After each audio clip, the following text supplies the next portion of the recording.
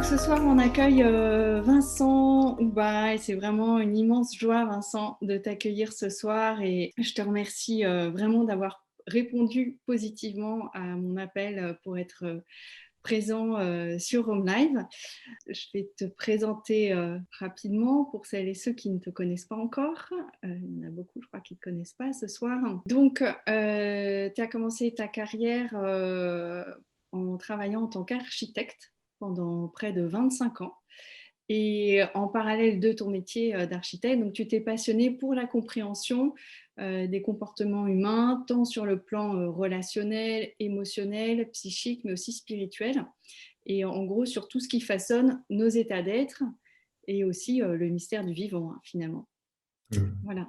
Donc, tu t'es formé auprès d'une psychanalyste pendant 21 ans. Tu es formateur certifié en CNV, en communication non violente. Et tu accompagnes donc aussi bien des particuliers que des entreprises dans la conduite de changement et en intelligence collective. Voilà. Tu animes aussi des retraites spirituelles en Autriche, à Rastenberg. Là d'ailleurs où tu as reçu les enseignements de Christiane Singer et dont tu es encore aujourd'hui voilà, un des héritiers directs de sa pensée. Donc la richesse et la diversité de ton parcours t'a permis de poser le concept des architectures invisibles, dont on reparlera tout à l'heure, et donc de prendre en considération à la fois la notion de fondation et de structure qu'on retrouve tant sur le plan des constructions matérielles que sur le plan humain et de tout ce qui nous constitue en tant qu'être et en tant qu'être humain. Voilà, et donc aujourd'hui, tu as accepté de venir nous parler de sécurité, de vie et de liberté d'être. Voilà, un vaste sujet bien d'actualité. Il y a beaucoup à dire hein, sur ce sujet. On va essayer d'aborder un maximum d'angles ce soir en 1 heure. Hein. C'est un petit peu court en 1 heure, mais on va déjà avoir le temps de brosser pas mal de sujets. Et puis ensuite, tu proposeras des ateliers d'exploration pour ceux qui veulent aller plus loin voilà, dès la semaine prochaine. Voilà la présentation de ce soir. Et alors, avant de rentrer dans le vif du sujet de la conférence, est-ce que tu pourrais nous parler un petit peu des architectures invisibles, de ce concept, de toute ta pensée, de ta façon d'aborder l'humain avec les architectures invisibles? Avec plaisir. Merci Marie-Alix. Merci de m'inviter à prendre la parole ce soir et bonsoir à tout le monde. Je n'ai pas encore souhaité la bienvenue à chacun, chacune. Je suis content de voir qu'il y a quelques hommes quand même hein, sur le panel. Oui, des femmes, c'est bien. Parce que ça fait partie des architectures invisibles, effectivement. Les architectures invisibles, en fait, c'est un très, très vaste domaine puisque c'est tout ce qui va concerner le monde de l'invisible qui est bien plus vaste que notre monde visible et qui est un monde infini. Et disons que moi, la lorgnette par laquelle je l'aborde et qui est ma lorgnette privilégiée, c'est la relation humaine, c'est ce qui se passe au niveau de l'humain. Et c'est là que j'expérimente un maximum de choses et que j'explore. Et c'est vrai que ça fait une trentaine d'années que j'explore en me retroussant les manches sur qu'est-ce que c'est que cette vie, qu'est-ce que c'est que cette histoire de relations humaines, c'est quoi cette affaire, quoi. Et dans mes explorations, tant personnelles que dans l'accompagnement, puisque maintenant ça fait une vingtaine d'années que j'accompagne en individuel et depuis une quinzaine d'années en groupe et en entreprise, j'ai constaté qu'effectivement, il y avait une similitude entre la construction d'un bâtiment et la construction d'un être humain en thérapie et la construction d'une organisation humaine. Ce sont les mêmes lois du vivant qui sont à respecter. Et pour moi, les architectures invisibles, c'est tout ce qui va nous faire agir, parler, nous comporter à notre insu. Parfois, on se croit libre de notre parole, libre de notre action, alors que nous sommes inconsciemment téléguidés par notre inconscient, que ce soit notre être qui nous pousse dans des intuitions et qui nous pousse parfois à faire des choses qui ne sont pas nécessairement de l'ordre de la raison, et que ce soit aussi au niveau de notre personnage de survie, c'est-à-dire du personnage qu'on a dû construire pour faire face à notre histoire d'enfance. Et ce personnage de survie, souvent, il est au volant de notre vie. Et il y a des personnes qui croient être libres alors que c'est simplement leur personnage de survie qui est dans la conduite de leur vie. Ce sont leurs blessures d'enfance, les histoires familiales, que ce soit dans ma petite histoire ou dans le transgénérationnel. C'est intéressant d'ouvrir un petit peu le couvercle sur ce domaine. Et c'est au cours d'un séminaire que j'avais fait avec Jean-François Noubel il y a plus de 10 ans maintenant. À un moment donné, il parlait des monnaies, des architectures invisibles des monnaies, et ce terme d'architecture invisible a fait un déclic parce que je me suis dit, mais c'est exactement ça ce que je cherche à faire, la dénomination qui parlait exactement de ce que j'avais envie de porter dans le monde. Voilà, donc en gros, les architectures invisibles, c'est très vaste. Moi, je m'occupe principalement des architectures invisibles relationnelles, humaines, avec tous leurs corollaires, évidemment, dans le monde, dans la société, etc. Mais je ne vais pas faire trop long parce qu'autrement, ça va prendre toute l'heure de conférence. Et je suppose que tu as d'autres questions à me poser pour aller un peu plus loin dans notre sujet. Ah, on ne t'entend pas, Marie-Alix. Pardon, voilà. Je sais que tu nous parles souvent, tu fais souvent allusion au personnage de survie. Personnage de survie. Et donc, est-ce que tu peux nous parler un peu de ce personnage de survie, expliquer ce que c'est et en quoi ce personnage de survie va avoir un impact justement sur notre rapport à la sécurité? Oui, en fait, le personnage de survie, ce n'est pas quelqu'un d'autre que moi, bien sûr, c'est moi, c'est une partie de moi. L'être est une partie de la personne que je suis ici devant vous. Il y a mon être, il y a mon personnage de survie, il y a plein de monde en fait à l'intérieur. Le personnage de survie, c'est celui que je vais construire dès mon enfance et dès mon arrivée, j'ai envie de dire, et parfois même pour certains, déjà dans le ventre de la mère, il y a déjà des comportements qui commencent à se mettre en place pour faire face à l'environnement dans lequel je vais arriver. L'enfant a besoin d'un accueil inconditionnel pour pouvoir se sentir accueilli tel qu'il est, pour rester tel qu'il est et rayonner l'être qu'il est venu rayonner sur Terre. Et bien souvent, nous n'avons pas été accueillis inconditionnellement. C'est-à-dire que nous avons été accueillis par des parents, des familles qui ont mis des conditions qui étaient conscientes, dans des traditions de famille, par exemple. Chez nous, on est notaire de père en fils, c'est comme ça, on n'a pas le choix. L'aîné s'appelle comme ça, le second comme ça. Soit des traditions, soit des choses qui sont de l'ordre des attentes inconscientes. Maman pourrait très bien attendre un enfant qui va la consoler du père qu'elle a perdu étant jeune, ou papa de rêver d'un enfant qui va faire les études qu'il n'a pas pu faire. Il y a tout l'inconscient des parents et il y a tout ce que les générations d'avant portent aussi, dont nous sommes le bénéficiaire en fait. Et donc, je vais devoir apprendre à survivre à cet environnement. Moi, par exemple, si je prends mon exemple, moi, je me suis servi de ma gentillesse qui faisait partie de mon bagage d'arrivée, ça faisait partie de mon être, et je m'en suis servi pour surdévelopper la gentillesse, pour être gentil dans mon environnement, dans mon système familial, parce que ça convenait bien au système familial. Dans les systèmes familiaux, il y a toujours des places qui sont libres, qui sont vacantes, qui sont bonnes à prendre, que ce soit le brillant élève, la petite fille sage, le malade, il y a l'intello, le cancre, il y a toujours des places qui sont disponibles, soit en adaptation de soumission, pour les gens qui sont plutôt de caractère empathique de base, soit sous la forme de la rébellion pour les personnes qui ont plutôt un caractère de base, ou une énergie d'être de base, de feu et de guerrier. Et je vais peu à peu développer des postures, c'est-à-dire que je quitte le poste qui est d'être qui je suis et je vais aller là où sont mes parents, leur donner ce qu'ils ont en attente pour juste avoir l'illusion de ne pas être seul. Parce que l'enfant ne peut pas prendre le risque d'être seul, sinon il meurt ou il devient fou. Donc je vais tout faire pour avoir au moins l'impression de ne pas être seul.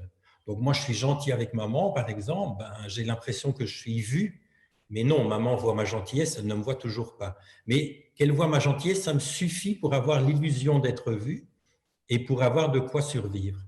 Mais du coup, je commence à développer un personnage qui est, si je prends mon exemple, moi, c'était le syndrome du gentil, brillant garçon. Donc, je ramenais toujours des belles notes, des beaux diplômes, etc. Plus j'étais gentil, plus je ramenais des belles notes, ben, plus ça fonctionnait. Donc, j'étais pris au piège. Et ça, ce fonctionnement-là, on finit par s'y confondre parce que le temps de survivre pour un humain, c'est quand même quelques années. En principe, c'est 21 années pour devenir adulte. J'ai le temps de prendre racine dans ce personnage de survie, dans ces comportements qui deviennent des comportements acquis que je ne vais pas pouvoir désapprendre. C'est comme quand j'apprends le français. Si je ne dois plus parler français parce qu'il y a une guerre et qu'il ne faut pas passer pour un Français, je ne peux pas désapprendre le français. Mais je vais devoir choisir de ne plus le parler. Mais nos comportements de survie, c'est la même chose. Ils sont acquis une bonne fois pour toutes, je ne vais pas pouvoir les désapprendre. Mais il arrive un moment dans la vie où je me suis tellement confondu avec ce personnage-là que quand on me demande qui je suis, ben je sors tout mon CV, je sors toutes mes étiquettes, toutes mes représentations, mais j'ai perdu de vue qui j'étais vraiment au fond de moi. Qui est l'être qui est resté en pause. Je connais la gentillesse, par exemple, et l'intelligence que j'ai développée, mais tout le reste de mon potentiel est resté sur pause. Et il y a un phénomène des lois du vivant qui est que ce qui m'a permis de survivre, un beau matin va commencer à m'empêcher de vivre. Et ça, c'est souvent ce qu'on appelle la crise de la quarantaine, mais vraiment, pour le moment, il n'y a vraiment plus d'âge. Hein. On voit des gens dans la vingtaine qui font déjà leur crise de la quarantaine. C'est cet appel de l'âme qui vient frapper à la porte. J'ai coché toutes les cases, j'ai mon diplôme, j'ai ma carrière, ma maison, peut-être ma voiture, etc. J'ai fait ma place dans le monde, j'ai rempli le contrat social. Mais à un moment donné, il commence à y avoir des vagues à l'âme. Et les vagues à l'âme, ce sont ces moments où l'âme vient frapper à ma porte. J'ai beau avoir réussi tout ce que je voulais, il y a un appel d'essentiel qui commence à se faire. Et on dit que sur le 42, c'est le passage à la spiritualité et que de 42 à 63, on construit sa vie spirituelle. Donc, ce passage-là est un passage qui est très désagréable parce qu'on a l'impression qu'on va devoir quitter la matière, hein, ce qu'on a construit dans la matière, pour aller dans l'éther, dans la spiritualité.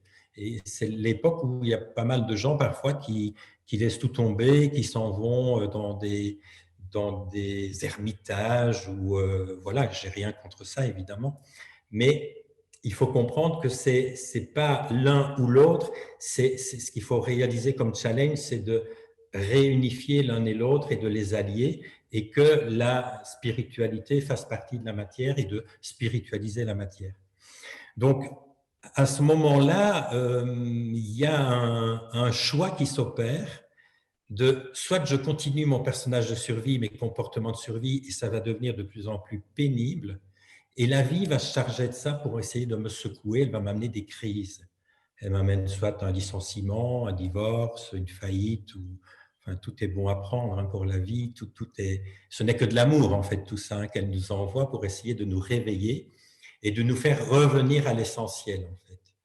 Et tout le chemin après de revenir de ce personnage de survie, c'est de le reconnaître, de pacifier notre histoire, d'honorer ce personnage et de peu à peu remettre à leur juste place les qualités que j'avais surdéveloppées pour survivre, de les remettre à leur juste place, non plus pour survivre, mais au service de ma vie, pour pouvoir laisser de la place au reste de mon potentiel que j'ai à retrouver. Et généralement, il y a un chemin à faire pour aller à la rencontre de quelqu'un que j'ai oublié et qui est resté un peu sur le quai des brumes, quoi. C'est qui je suis, l'être que je suis. Et là, je suis en train de m'emballer dans une réponse dont je ne me souviens même pas la question, Marie-Alix.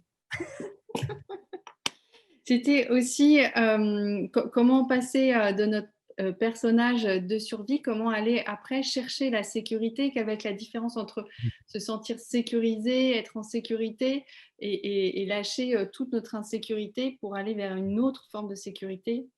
Merci de me remettre sur les rails. Voilà. En fait, si j'avais eu la chance à ma naissance d'arriver et d'avoir des parents idéaux, des parents qui n'existent pas encore sur Terre, ça va venir, mais des parents qui m'accueillent, qui ont cette capacité, qui sont déjà eux complets, qui ne sont plus en chantier eux-mêmes, qui ont, voilà, le boulot est terminé, ils sont adultes, ils sont en capacité de faire le choix d'accueillir l'incarnation d'un être. Si j'avais eu cette chance-là, j'aurais été accueilli de manière inconditionnelle et j'aurais pu faire l'expérience d'être seul, parce que intrinsèquement nous sommes seuls. Il n'y a que moi qui vis ce que je vis, qui ressens ce que je ressens comme je le sens, mais pas tout seul, parce qu'il y a une présence aimante à mes côtés. Mais une présence aimante qui ne vient pas chez moi, qui n'est pas intrusive, et que je ne dois pas aller chercher chez elle non plus parce qu'elle est occupée avec son histoire. Non, il y a une présence qui est là. Et de cette présence qui fait le choix d'être là pour moi, pour m'accompagner, je peux recevoir ce dont j'ai besoin à ma manière.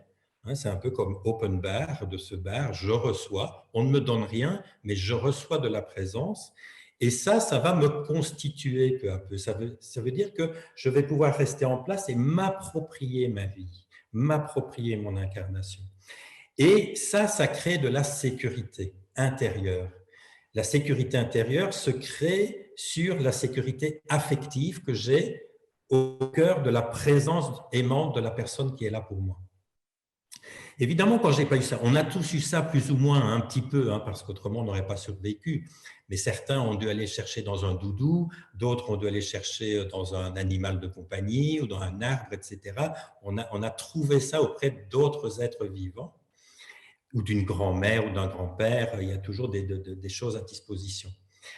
Mais généralement, je ne l'ai pas reçu correctement, ce qui fait que quand j'ai dû engendrer une posture de survie, par exemple être gentil, être intelligent, etc., je me suis sécurisé par ma posture.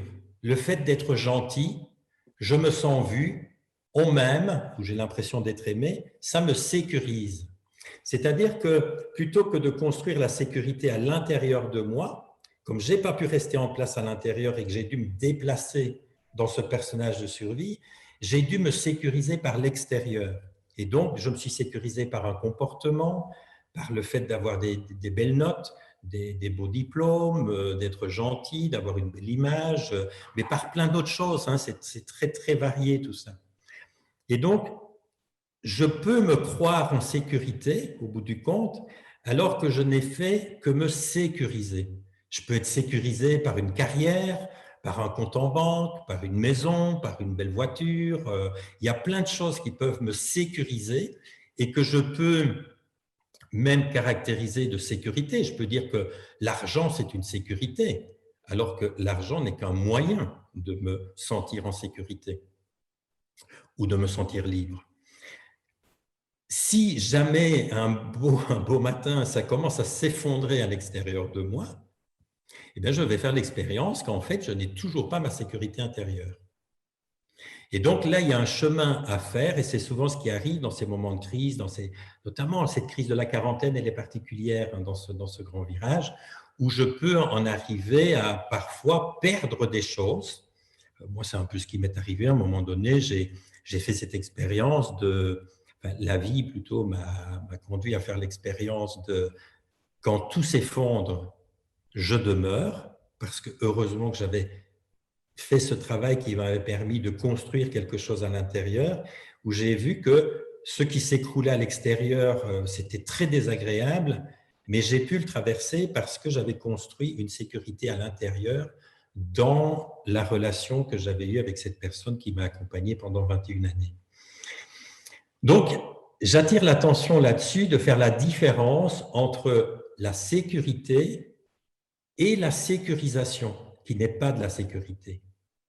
C'est-à-dire que dans la sécurisation, je suis dépendant de l'extérieur pour me sentir en sécurité.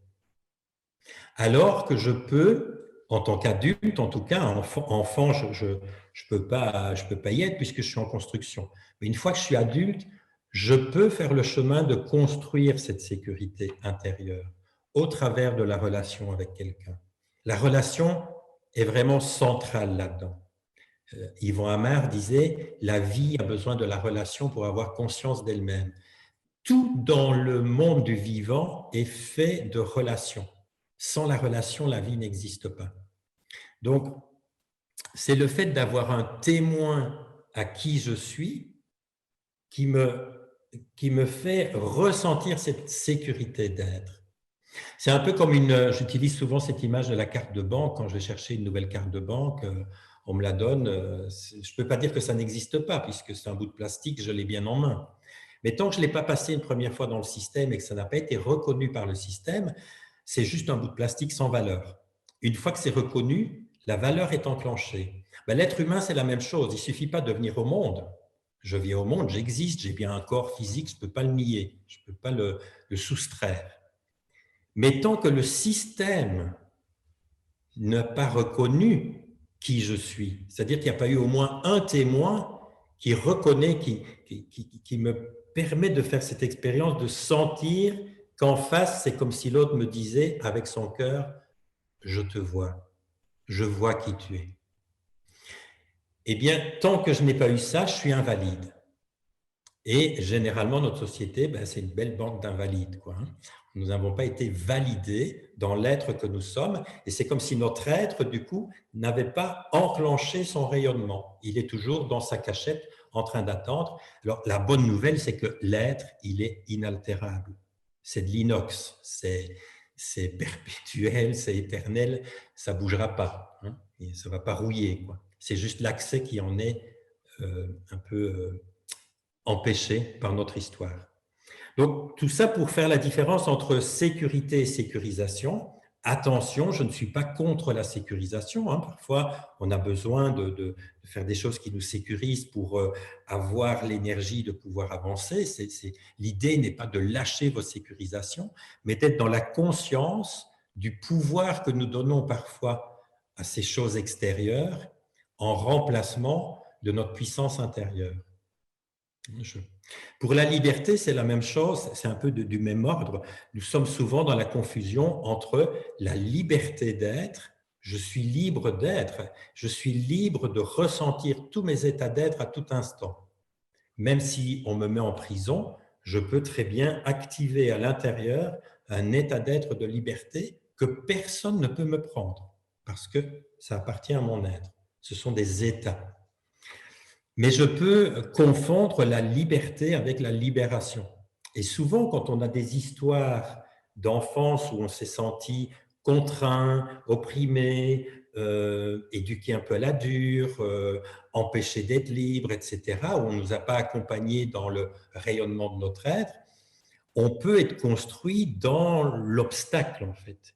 Et donc, on va chercher peut-être à certains moyens, à certains moments, de se libérer. Et il va y avoir, on va déclencher des postures de libération. Et parfois, on va se croire libre parce qu'on s'est libéré de quelque chose. Et je vois même des personnes qui sont emprisonnées dans leur liberté, c'est-à-dire dans leur appétit de libération, en fait. Donc, elles sont, moi je suis libre, je peux faire ce que je veux, du coup je m'engage dans rien, et je crois que c'est ça être libre. Alors que la vraie liberté, c'est vraiment l'engagement. La vraie liberté, c'est d'accepter des limites. La vraie liberté, c'est d'accepter qui je suis. Et qui je suis va déjà me réduire, puisque je suis un individu qui s'est séparé de la grande source et qui n'est pas la grande source. Donc, je suis déjà limité. Je peux beaucoup de choses, mais je ne peux pas tout. Et tant que je veux croire que je suis capable de tout, ben je ne fais rien et je ne rayonne rien. Donc, je peux être dans une confusion entre ma liberté d'être, qui est ma liberté à l'intérieur de mon cadre que j'ai à découvrir, hein, parce que souvent, on croit que notre cadre il est petit alors qu'on peut l'élargir, ou confondre la libération, c'est-à-dire tout ce que je fais pour ne pas me sentir emprisonné ou me sentir contraint ou me sentir… Et pour le moment, ben, on vit un peu cette situation, par exemple avec les masques, hein, pour ne prendre qu'un exemple, où on se dit, tiens, ou le confinement, hein, se dire, je ne suis pas libre. Alors, c'est à sentir où je mets ma limite de liberté.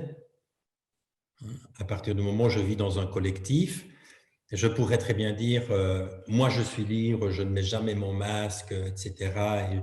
Et je vais consommer une énergie à devoir discuter peut-être avec des policiers, à devoir aller m'expliquer pour ne pas payer des amendes. Et ça peut être un choix. Ou je peux être dans la liberté de me dire, tiens, juste là, où est-ce que je mets mon énergie et à quoi je l'occupe?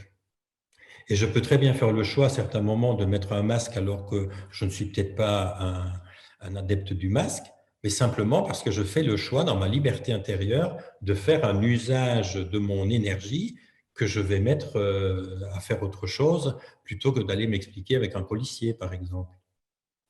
Ça, c'est la vraie liberté d'être. Donc la vraie liberté d'être, elle est intérieure, elle ne va pas nécessairement se voir de l'extérieur. On ne peut pas voir de l'extérieur un être, on ne peut pas dénommer un être libre juste parce qu'on le voit faire tout ce qu'il a envie de faire et tout ce qui lui passe par la tête. Je peux très bien voir des personnes qui font tout ce qui leur passe par la tête sans aucune restriction et qui en fait ne sont pas libres parce qu'elles sont emprisonnées dans un mode de rébellion, par exemple. Vous voyez, tout ça est un fin chemin, hein, tout ça est subtil en fait. Oui, et aussi, donc ça veut dire qu'on est créateur de notre liberté et on en est responsable aussi. Alors, on en est responsable à partir du moment où on est adulte. Mmh. Quand on est enfant, on n'est pas responsable. J'ai envie de dire que tant qu'on est enfant, on est victime. On a tous été victimes de notre éducation, de nos parents. Ça ne veut pas dire pour ça qu'on va faire le tribunal de bourreau, etc. Nos parents, ils ont fait du mieux qu'ils pouvaient. Et ça fait partie aussi de l'initiation de notre âme, d'avoir vécu ça. Mais à partir du moment où on est adulte, effectivement, nous avons les moyens de sortir de l'état de victime. Ça ne veut pas dire que j'ai les moyens de tout vaincre, mais j'ai les moyens, en tout cas, de rejoindre un état intérieur d'acceptation de certaines choses, mais aussi d'activation de choses que je peux faire pour aller dans le sens de ma liberté d'être et que mon personnage de survie ne s'autoriserait peut-être pas à faire. Donc effectivement, il y a une responsabilité que nous avons à prendre à ce moment-là et que nous avons tous quelque part nous avons tous la possibilité d'être responsables de notre liberté d'être, mais il faut reconnaître que tout le monde n'en a pas nécessairement les moyens. Parce que pour avoir les moyens d'activer ma liberté d'être, il faut que j'ai reçu ce que l'enfant avait besoin de recevoir pour se sentir libre, autonome et dans sa liberté d'être. Et tant que je n'ai pas reçu ça, ben, je peux ne pas avoir les moyens de cheminer vers cette liberté d'être. C'est vraiment un chemin, hein, c'est une réappropriation de soi, en fait, qui est à faire. C'est-à-dire que comme ce qui nous manque, on va aller le chercher chez les autres. Oui. Les autres et la société ont une place importante et un rôle dans notre propre liberté, Alors, elle a sécurité. un rôle, effectivement, l'autre, de toute façon, la relation, ça vient du mot relation qui veut dire le rapport à. C'est-à-dire que sans l'autre, sans le tu, le je ne peut pas se situer, donc le je ne peut pas exister. Ce qui va exister, c'est un moi. Mais le je, il existe à partir du rapport à un tu. C'est pour ça que c'est important d'avoir les parents qui sont déjà dans une stabilité d'être, parce que là, ça tient la route et l'enfant va pouvoir se situer et du coup, comme ça tient, ça sécurise et ils vont se sentir en sécurité. Donc, quand je n'ai pas eu ça, effectivement, j'ai tout autour de moi la société, le cercle élargi de la famille, les amis, etc., le collectif, qui vont être des rapports aux autres dans lesquels je vais pouvoir glaner des choses, consciemment ou inconsciemment. Et une fois qu'on est adulte, c'est vrai qu'on peut avoir des pratiques, par exemple, ou des rituels où on peut, de temps en temps, se poser un petit bilan en disant, tiens, cette semaine, de qui est-ce que j'ai reçu de l'appréciation, de la reconnaissance, parce qu'on en a en permanence, sinon on mourrait. On en reçoit, qu'on en soit conscient ou pas. Mais quand j'en prends conscience, je peux alors nourrir consciemment des espaces qui n'ont pas été nourris correctement dans l'enfance. Et du coup, ça peut construire aujourd'hui ce qui n'a pas été construit enfant. Et ça peut me consolider. Là où il y a un petit piège et un petit danger, ce serait d'attendre ça de mes relations, qui sont des relations transversales, parce que ce n'est pas le lieu. Bien sûr, je peux être nourri, mais c'est comme avec les enfants. Je vais prendre la relation parent-enfant, par exemple. Ce ne serait pas normal qu'un parent attende que son enfant l'aime, le reconnaisse pour être nourri dans des besoins de reconnaissance et d'amour. Parce que dans la relation parent-enfant, c'est une relation de non-réciprocité. C'est le parent qui est là pour l'enfant et pas l'inverse. Donc, c'est une relation, ça, qui est très particulière. C'est la seule relation humaine dans laquelle il n'y a pas de réciprocité. Ce qui ne veut pas dire que le parent ne va pas être nourri par la présence de son enfant. L'idée, ce n'est pas de refuser ça. Je suis nourri de la présence de mon enfant, mais ce qui serait pervers ou toxique, c'est que j'attende ça de mon enfant. Si j'ai des choses à combler, je dois aller les chercher ailleurs que dans cette relation-là. Et si possible, pas dans des relations transversales, amis, amants, partenaires, etc. Parce que ça met de la toxicité à cet endroit-là. Le fait de l'attendre à cet endroit-là. Et ce n'est pas le lieu. Mais par contre, je peux prendre le temps de sentir ce qui est nourri sans attente. Parce que ça, c'est de la bonne nourriture. Ça m'est donné gratuitement. Et ça va faire que je vais pouvoir tout doucement remplir ce tonneau qui n'a pas été rempli à l'origine et qui n'a pas pu constituer ma sécurité intérieure. L'idéal étant toujours, si je vois que j'ai des carences à ce niveau-là, c'est-à-dire des besoins d'accueil inconditionnel, d'amour inconditionnel qui n'ont pas été nourris correctement et qui font que je n'ai du coup pas les moyens de me sentir libre et pas les moyens de me sentir en sécurité, il est préférable d'aller faire un bout de chemin avec un professionnel de la relation, à condition que ce soit un professionnel de la relation qui soit dans le cœur ouvert. Sinon, il n'y a rien qui va se passer. Mais qui soit dans le cœur et qu'il soit dans cette relation où je vais pouvoir aller conduire mon enfant qui n'a pas grandi affectivement chez un parent de remplacement, le temps de le faire grandir. Vous voyez, les relations, les difficultés qu'on a généralement dans nos relations d'adultes ne sont pas des difficultés d'adultes en fait, ce sont nos enfants intérieurs qui sont en difficulté.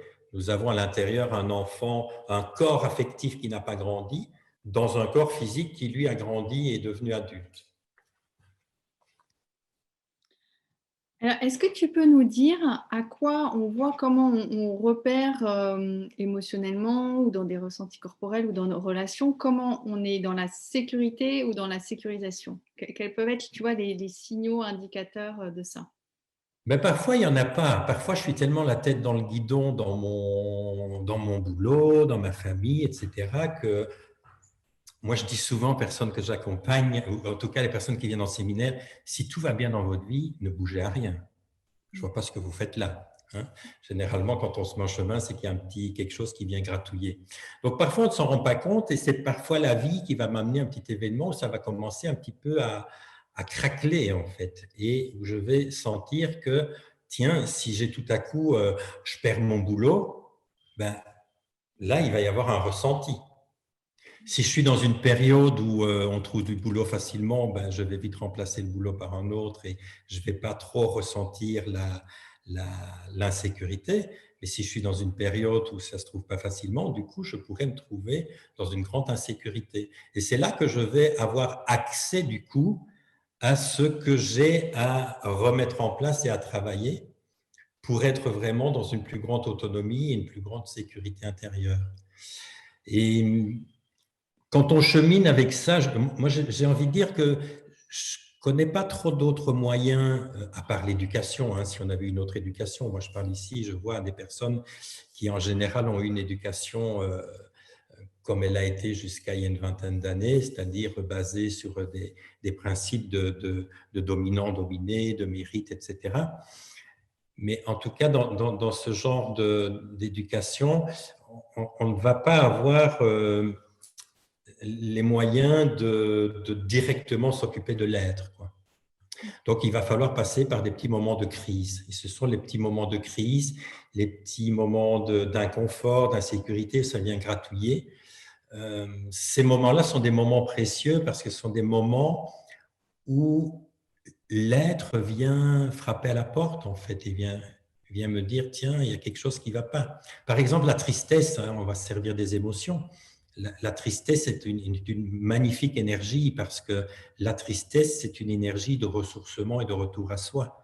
Bien souvent, quand on est triste un peu trop longtemps, on va chez le médecin, il donne un antidépresseur pour que ça passe et que ça aille mieux, et hop, on met un couvercle dessus.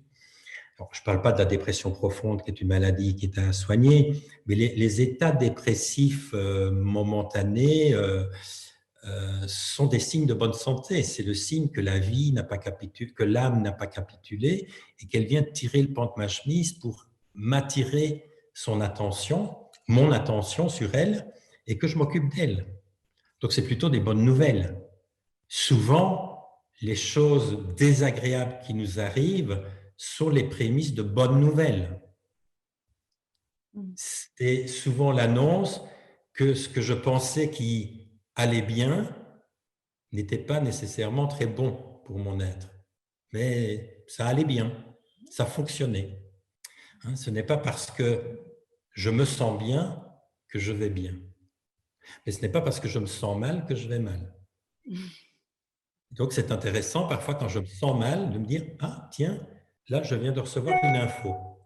Tiens, ben, je vais m'asseoir. C'est quoi l'enseignement de la vie? C'est quoi le message ?» Parfois, je n'arrive pas à l'entendre. Parfois, je dois aller chercher de l'écoute pour essayer de creuser un peu. Et parfois, ben, il faut que je continue parce que ça ne crie pas assez fort. Eh bien, il va me falloir une épreuve un peu plus grande pour entendre un peu mieux ce que la vie a à me dire. Mais c'est au travers de ça, c'est dans ce curseur-là, c'est dans les moments où je suis mis un peu dans l'inconfort que du coup, j'ai accès à aller visiter un petit peu, tiens, est-ce que je suis en sécurité là? Ah, mais je pensais que ça me sécurisait, ça. C'est vrai que ça me sécurise. Hein. Un bon compte en banque, on ne va pas se mentir, hein, ça sécurise. Je peux vous dire par expérience que ça peut très vite passer aux oubliettes. Ça peut fondre très vite si on ne l'alimente pas. Et donc, voilà, on peut s'accrocher à des sécurisations, mais ce n'est pas une vraie liberté, ça. N'hésitez pas à poser des questions si vous voulez, si vous avez des questions déjà dans le chat, hein, n'hésitez pas. Est-ce que tu peux nous parler? Une question qu'elle a juste sous mes yeux.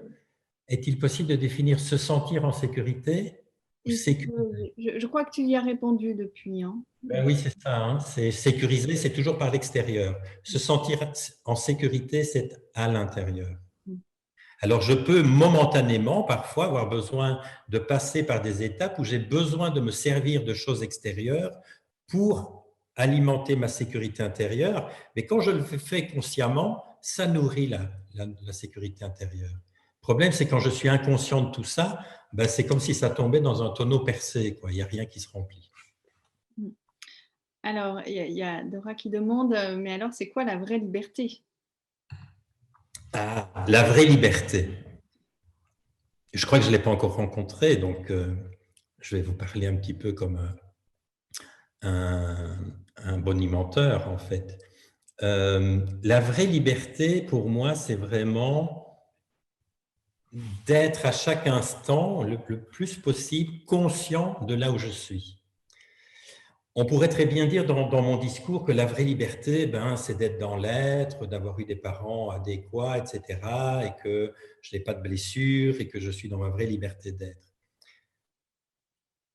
Il y a liberté d'être, mais il y a liberté d'être incarné. Nous sommes ici tous sur Terre pour faire l'expérience de l'incarnation.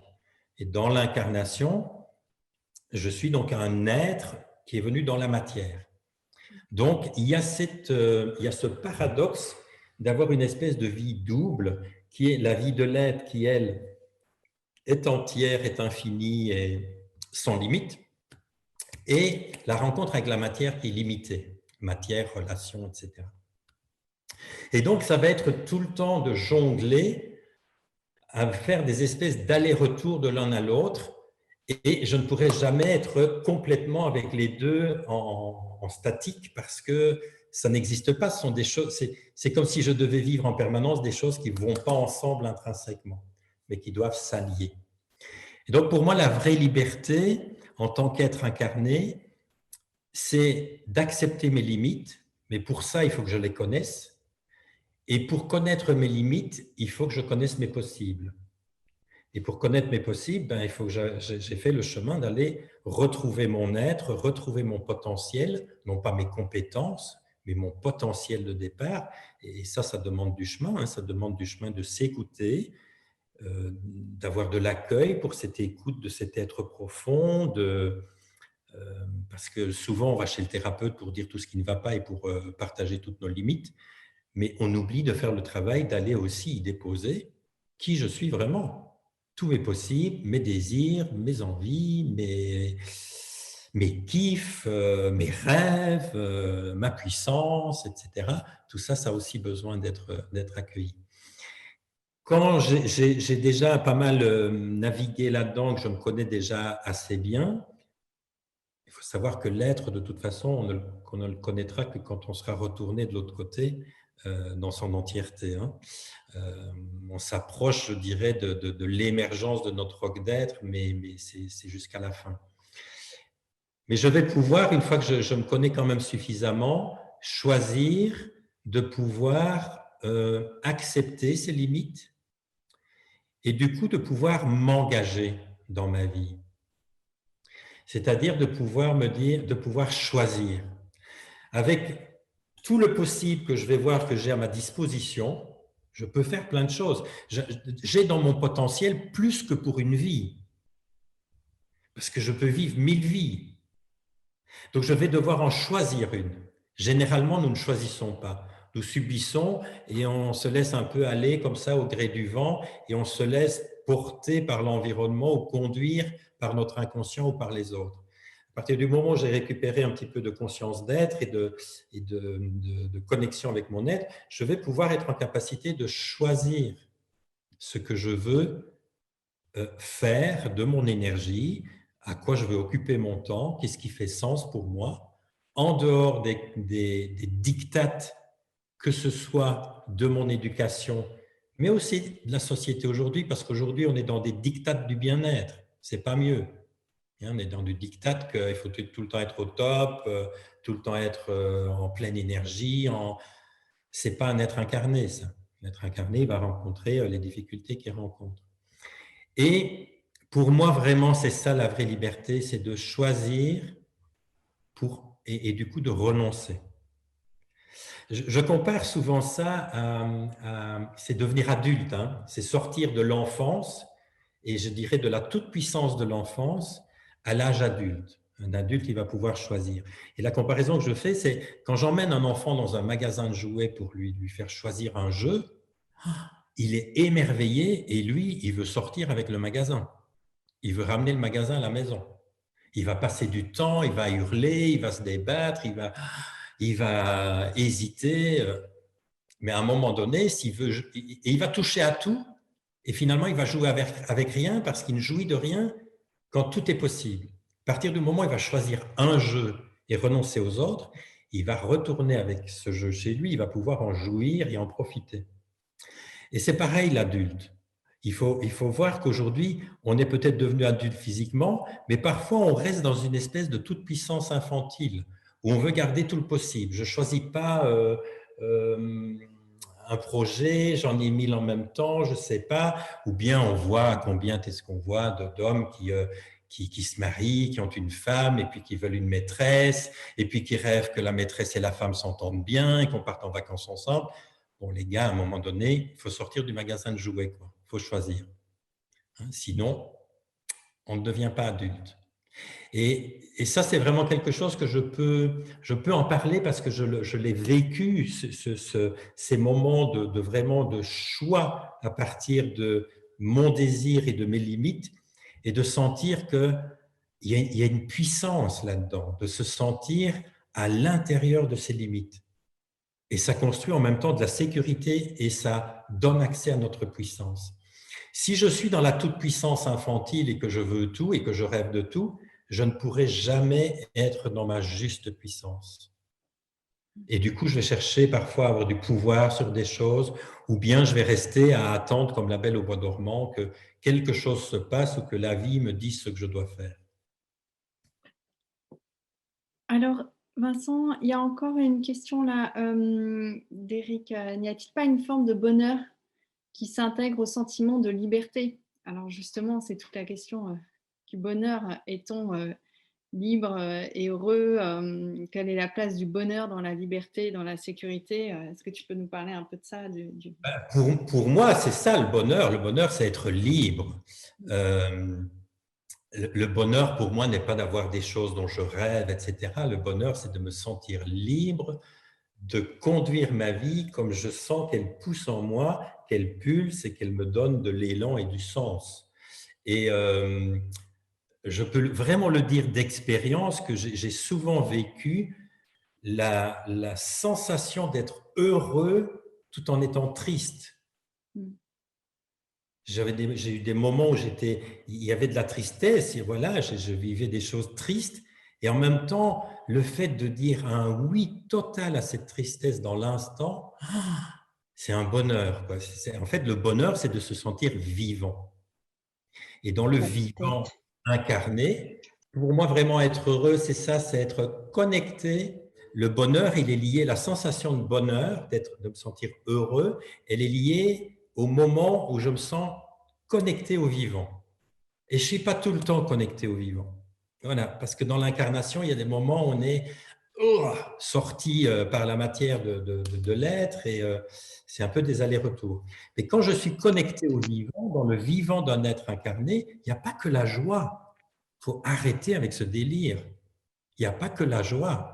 Bien sûr qu'il y en a, il n'y a pas que le malheur non plus, hein, on a une éducation plutôt sur le malheur, mais la vie, ce n'est pas un verre à moitié plein ou à moitié vide, c'est un verre qui est à moitié plein et vide. La matière fait que ça tire à me séparer de l'être, et si je vais dans l'être, ça me tire à me séparer de la matière, et donc je suis toujours dans cet équilibre à rechercher entre les deux. Et je peux être dans du sentiment heureux en étant triste. Mais quand je ne suis pas connecté à ma tristesse, ben là, c'est les moments où je suis plutôt à sombrer dans la tristesse, à être dans la désespérance ou être dans… Et, et ça, je subis du coup ce qui se passe. Je ne suis plus en interaction avec la vie. Donc pour moi, c'est cette notion du bonheur. Un grand piège pour moi, c'est de croire que le bonheur, c'est d'être tout le temps dans la joie. Ça, c'est un leurre. Ça, ça, pour moi, c'est vouloir faire l'économie de l'incarnation. Dans l'incarnation, il y a des choses difficiles. Dans les moments de croissance, c'est difficile. Il y a de la douleur. Dans les lois du vivant, il y a de la douleur. Alors, dans les lois humaines, il y a de la souffrance. La souffrance étant la résistance à la douleur. Quand je me braque face à la douleur, ben, je vais la subir longtemps et je vais souffrir. Mais je peux vous dire que quand on la prend à bras le corps et qu'on fait corps à corps avec cette douleur, généralement, les couches ne durent pas longtemps et ça se traverse.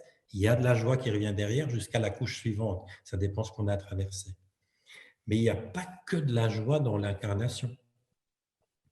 Donc, je crois qu'on est en réaction face à une éducation. On a été beaucoup dans la punition. Il ne fallait pas être joyeux, il ne fallait pas être content. C'était dans le judéo-chrétien, en plus, c'était pas trop bien vu, la joie et la jouissance et le désir.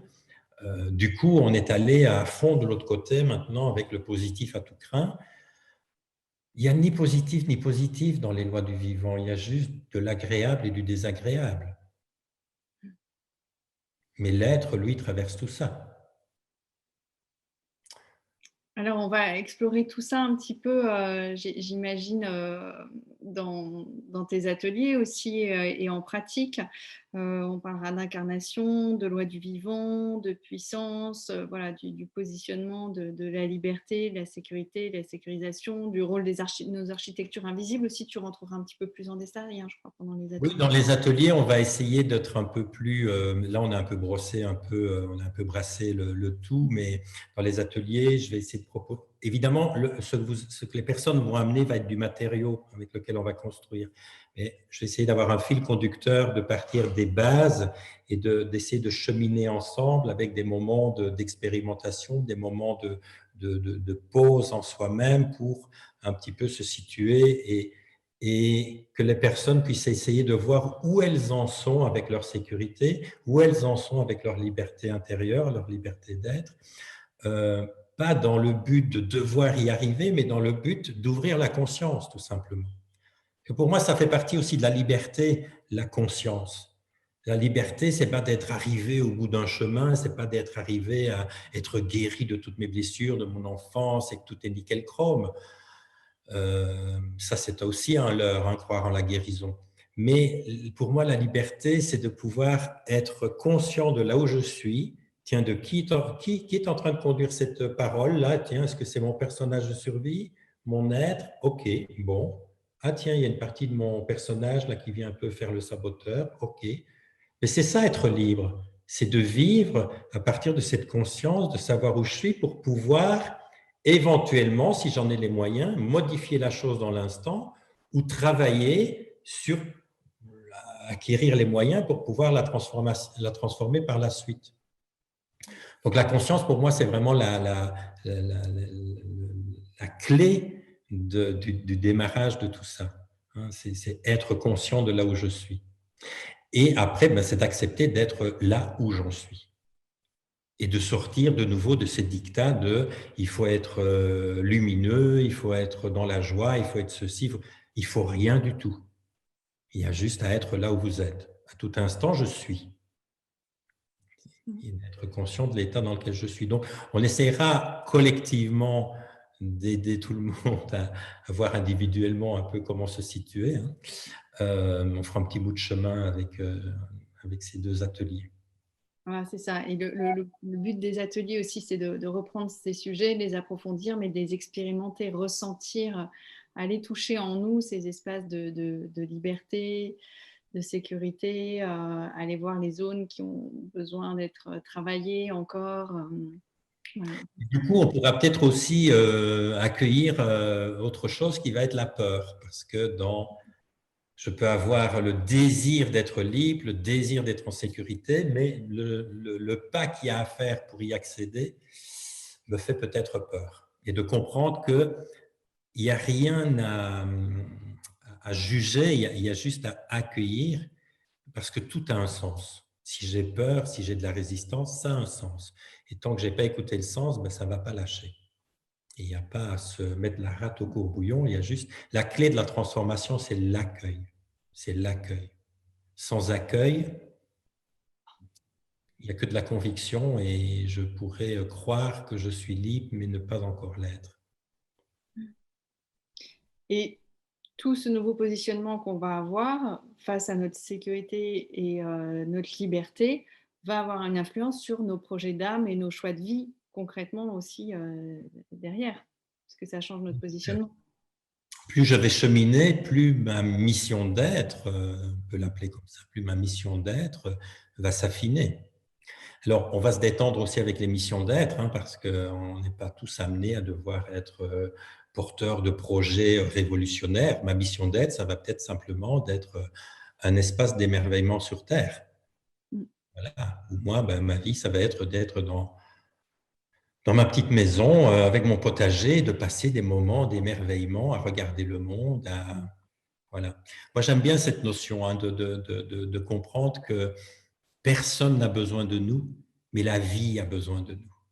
Et la vie a besoin de nous pour être vécue de la manière singulière qui est la nôtre, pour que la partie de la création qui n'a pas encore été révélée, et qui existe, hein, puisque tout est créé depuis l'origine, cette partie-là, je suis porteur d'une partie de la création que je suis venu révéler dans le visible.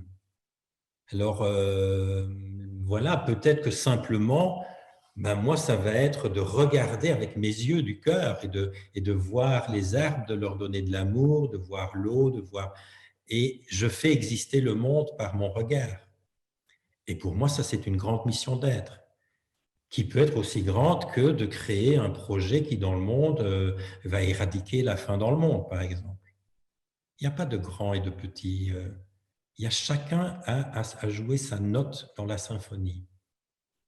C'est terrible cette éducation qui nous a poussés à nous comparer les uns aux autres, à dire ah ça c'est plus, ça c'est moins, un entrepreneur c'est mieux qu'un serviteur. Ben non, un entrepreneur sans celui qui sert le projet, il n'est rien du tout.